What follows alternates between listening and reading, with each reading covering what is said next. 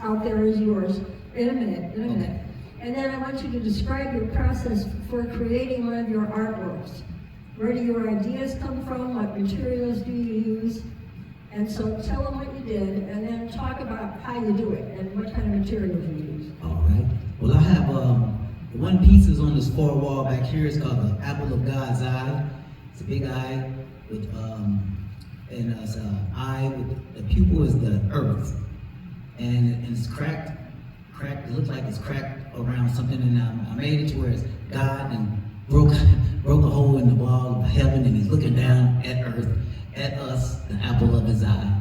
So that's how I came up with that one. And the other pieces of the eagle eye is the stainless steel eagle out here. It's stainless steel, and both of them have a clear coat of resin.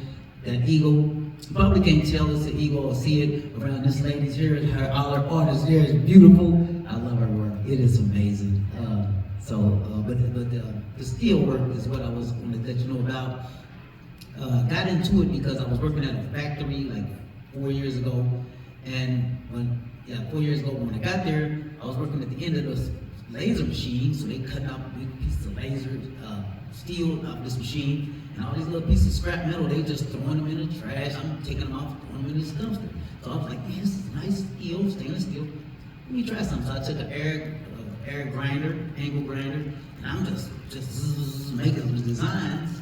So I said, let me do my name, and I said, oh, this is really nice. This could be something. I got a magazine, took the dog out of it, put it there on the break, and I just freehanded the dog on it. And the dog is still going to galleries right now. And so I just took it and perfected it. Now I could take this Pat's portrait and draw it and freehand it in a piece of a 16 by 20 sheet of steel. And then what I do, after I grind it in, I take the Dremels and I detail it, so I put her nice little eyelashes and stuff. And I can't make her eyes blink like that though, but not yet. But then I have to add the color. I use transparent paint, because regular paint, I tried all kind of paints when I was perfecting this skill. With the transparent paint, you can still see the cuts and the shines and the shimmers through in the steel, and it kind of makes it move as you walk past it at different angles. So it's really different, and it's pretty new. I kind of like it. It's pretty cool, and I sell a lot of pieces, and I hate selling them too. You get so used to having your pieces.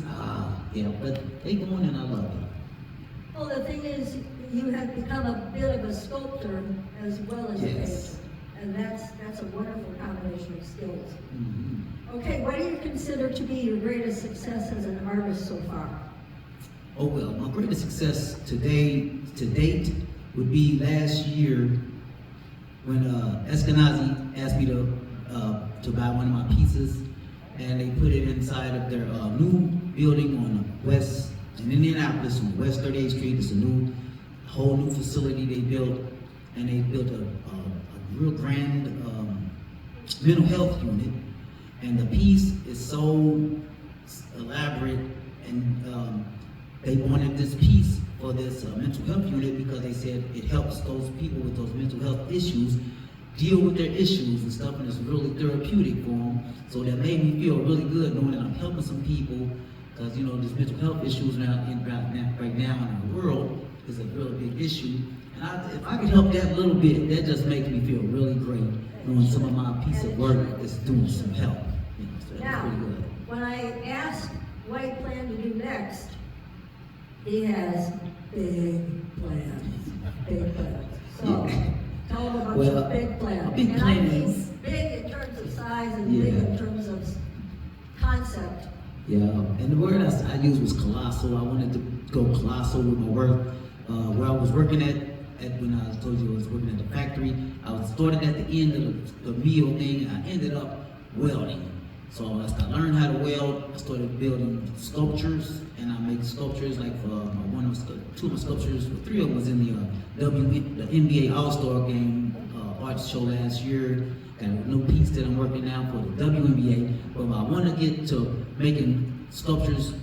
The last one I made was a little over my head, so maybe 6 feet something. But I'm trying to do for you guys roundabouts in Cornwall and Bishop. So I want to make big pieces for the roundabouts, and I want to make some for the airport.